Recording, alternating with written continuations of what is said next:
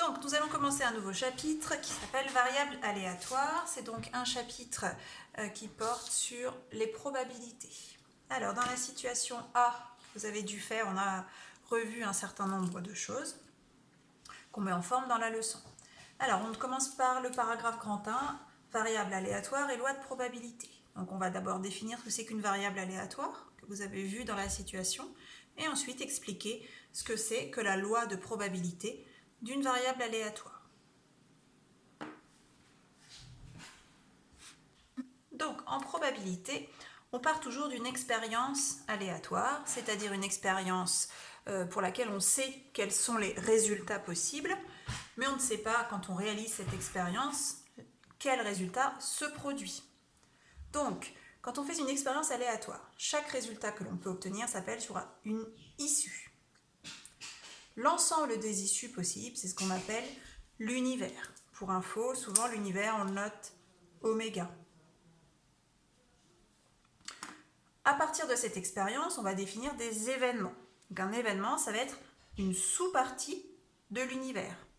Donc une sous-partie, ça peut être constitué d'un élément de l'univers ou de plusieurs éléments de l'univers.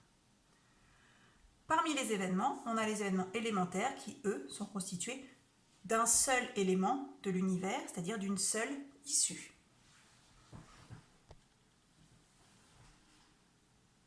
On va donc appliquer ce vocabulaire à un exemple classique, le lancer d'un dé à 6 faces équilibré.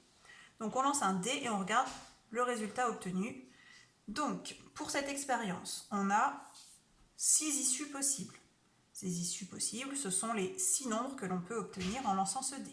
Donc l'univers, c'est l'ensemble constitué des nombres 1, 2, 3, 4, 5 et 6.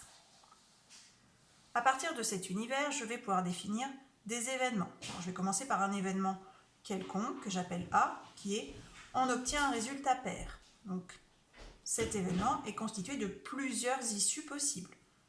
2, 4 et 6. 2, 4, 6, c'est bien une partie de mon univers constituée de 3 de ces éléments, l'élément 2, l'élément 4 et l'élément 6. Ensuite, on considère un événement élémentaire que j'appelle E, qui est on obtient 3. Parmi toutes les issues, une seule convient pour cet événement. C'est pour cela qu'on l'appelle événement élémentaire, car il est constitué d'un seul élément de mon univers. Bien, maintenant qu'on a revu le vocabulaire de base, on va définir ce que c'est qu'une variable aléatoire. Donc une variable aléatoire qu'on note la plupart du temps grand X, mais vous avez vu dans la situation qu'on pouvait l'appeler grand Y, ou un petit peu ce qu'on veut, c'est une fonction. Alors rassurez-vous, c'est une fonction certes, mais ce n'est pas une fonction que l'on va étudier comme ce que l'on fait d'habitude sur les fonctions. Donc c'est une fonction qui est définie sur un univers oméga, l'univers d'une expérience aléatoire, et à valeur dans R. C'est-à-dire que ma fonction, qui s'appelle grand X, ses antécédents sont des éléments de l'univers, et ses images sont des éléments de R, c'est-à-dire des nombres. Alors, en fait, ça veut juste dire que quand on a une expérience aléatoire, dont l'univers est noté oméga, chaque élément de l'univers, donc chaque issue, eh bien, on va lui faire correspondre, on va lui attribuer, si vous voulez, une image sous forme de nombre.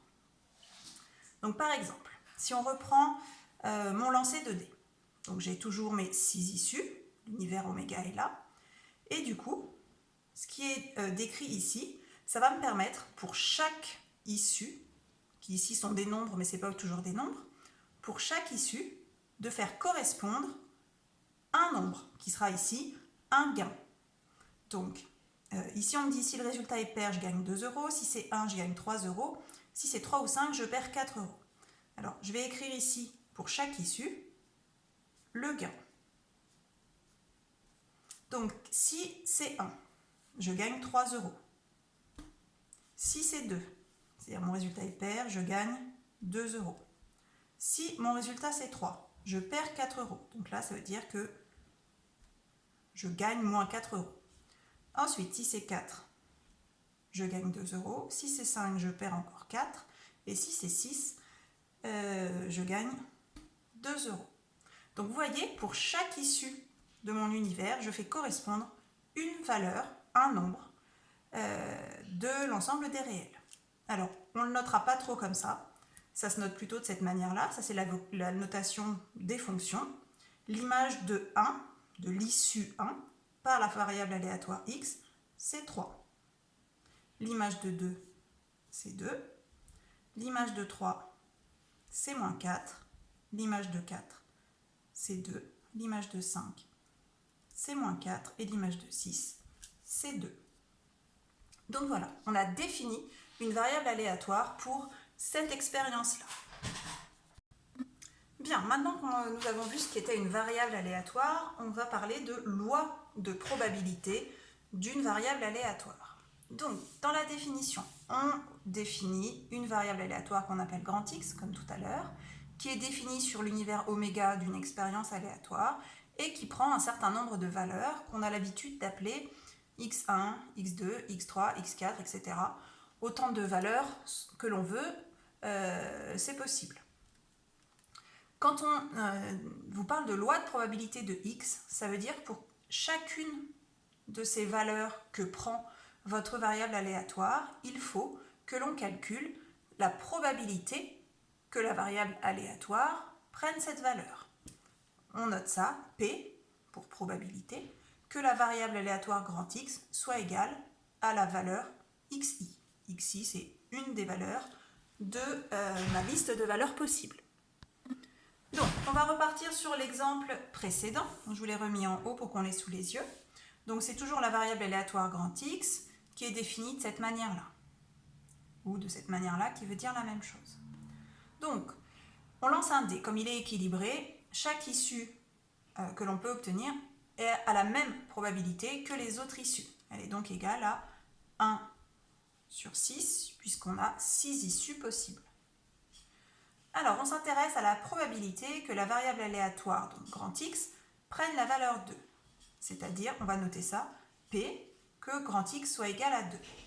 Si on regarde, grand X est égal à 2 dans plusieurs situations. Lorsqu'on a obtenu la phase 2, lorsqu'on a obtenu la phase 4 et lorsqu'on a obtenu la phase 6. Okay, puisqu'à chaque fois qu'on avait un résultat pair, on gagnait 2 euros. Donc notre variable aléatoire grand X était égale à 2 euros. Donc du coup, la probabilité que grand X soit égal à 2, elle est égale à 3 sixièmes, puisque c'est une chance sur 6, plus une chance sur 6, plus une chance sur 6. C'est-à-dire 1 demi. Donc, si on résume, en fait, on a une chance sur 2 que notre variable aléatoire grand X prenne la valeur 2, c'est-à-dire que l'on gagne 2 euros à ce jeu.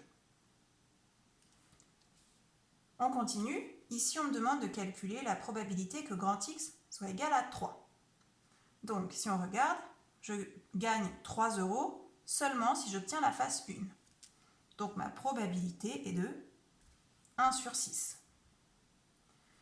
Et la probabilité de perdre 4 euros, c'est-à-dire que grand X soit égal à moins 4, elle se produit dans 2 cas. 2 cas sur 6, c'est-à-dire une fois sur 3.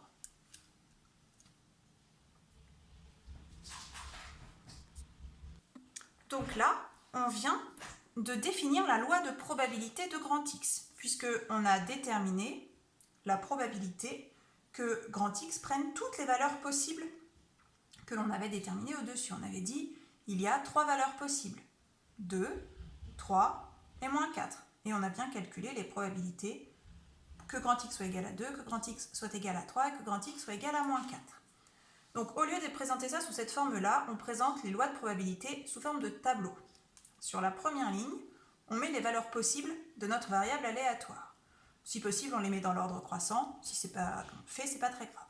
Donc, la plus petite valeur que peut prendre x, c'est moins 4. Puis ensuite, c'est 2, puis 3. En dessous, on va indiquer la probabilité que grand X soit égal à petit xi, c'est-à-dire successivement moins 4, 2, puis 3. Donc P de grand X égale moins 4, c'est 1 tiers. P de grand X égale 2, c'est 1 demi. Et la dernière, c'est 1 sixième. C'est juste les valeurs qu'on avait trouvé ici. Donc ce tableau vient résumer la loi de probabilité de la variable aléatoire grand X. Deux petites remarques. Cette expression-là, grand P de grand X égale XI, parfois on la note PI. Et si on regarde bien, on va constater que si j'additionne mes trois probabilités, j'obtiens 1. En effet, 1 tiers, c'est 2 sixièmes, 1 demi, c'est 3 sixièmes, et 1 sixième, c'est 1 sixième. 2 plus 3 plus 1, ça fait 6 sixièmes. C'est ce qu'on vient de faire ici. Alors, terminons ce paragraphe par un exemple un petit peu différent. Donc on se sépare du dé et on va utiliser un jeu de cartes, un jeu de 32 cartes. Donc dans cette expérience aléatoire, qui consiste à tirer une carte dans un jeu de 32 cartes, on a 32 issues. Donc mon univers, oméga, si je devais l'écrire, ce serait un petit peu long. Il faudrait que je commence par exemple, l'as de cœur, le roi de cœur, la dame de cœur, etc. Puis je passerai au pique, au trèfle et au carreau. Donc on a 32 issues. Le descriptif du jeu en dessous va faire correspondre à chacune de ces cartes un gain ou une perte. On parle de gain algébrique. Donc, on va avoir la règle suivante. Si je tire un cœur, je gagne 2 euros. Si je tire un roi, je gagne 5 euros. Et si je tire n'importe quelle autre carte, je vais perdre 1 euro. Donc, on va appeler X la variable aléatoire qui correspond au gain ou à la perte, donc au gain algébrique. Et on nous demande de déterminer la loi de probabilité de X. Donc, la première étape pour résoudre ce problème, ça va consister à déterminer les valeurs que peut prendre ma variable aléatoire grand X, ce qu'on appelle les XI. C'est-à-dire les valeurs qui vont être sur la première ligne de mon tableau. Alors, les premières valeurs possibles, elles sont faciles à trouver. On peut perdre 1 euro. Donc, je vais avoir un gain de moins 1. Je peux gagner 2 euros et je peux gagner 5 euros. Mais attention, il y a un cas qu'il ne faut pas oublier dans cet exercice. C'est le cas où la carte tirée est le roi de cœur. Parce que là, on rentre dans les deux premières situations. J'ai à la fois un cœur et un roi.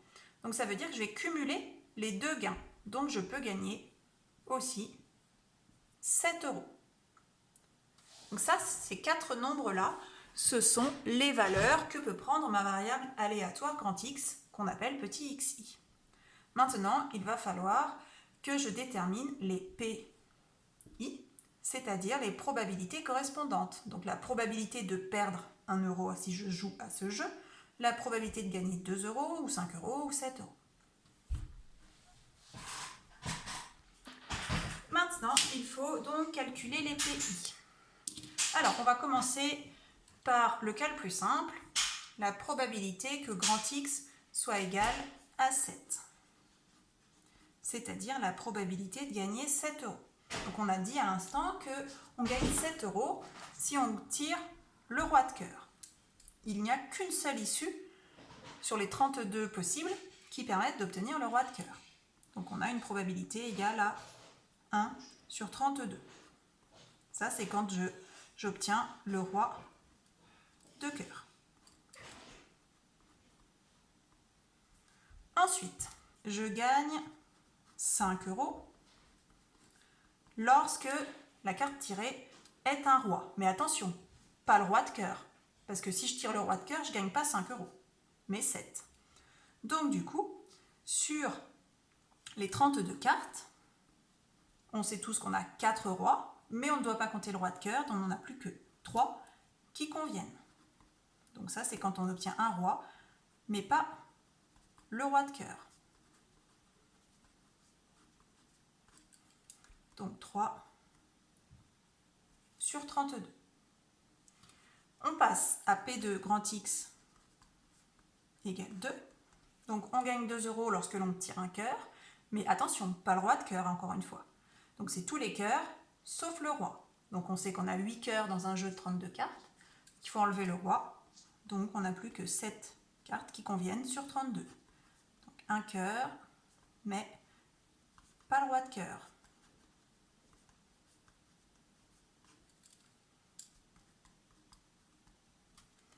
On termine avec la première probabilité, celle de perdre un euro.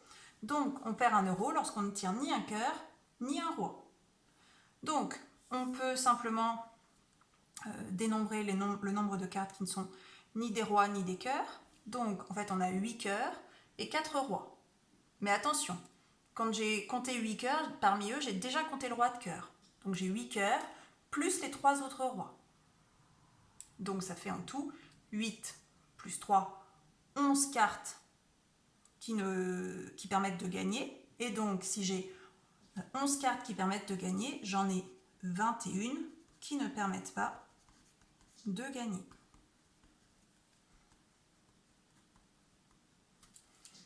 Voilà notre loi de probabilité. Pour vérifier qu'on ne s'est pas trompé, on peut faire la somme de nos 4 probabilités et on doit trouver 1.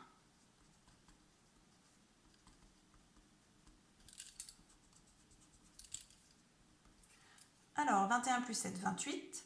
28 plus 3, 31, plus 1, 32 sur 32, c'est-à-dire 1.